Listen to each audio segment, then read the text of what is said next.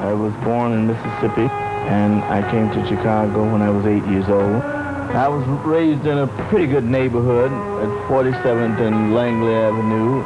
The people that I was raised around were very nice. Most of the people in the neighborhood were big churchgoers.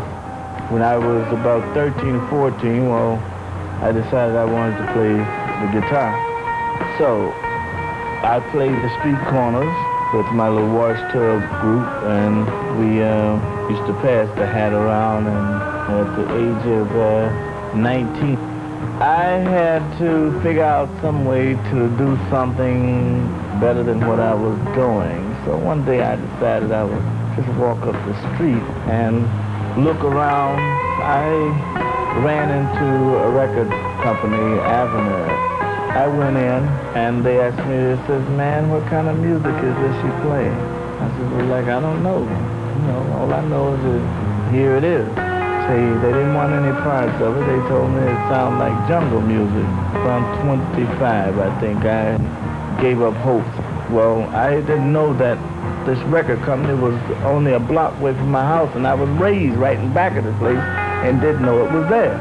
I walked around the front, and I happened to see one of the fellows, and I said, "Hey, man, it's a record-making place or something like this. You know, they make records, or they do tapes, you know, dub cutting and stuff like this, you know." He says, "Well, yes," you know. So he took me inside, and he introduced me to Leonard and Phil Chester. One day the girl rang my office and told me there's a fella out there with a wash tub with a board on it and some strings, and also had a guitar with him, that he wanted an audition. He said his name was Diddley. I said, "Well, I'll see him in a few moments."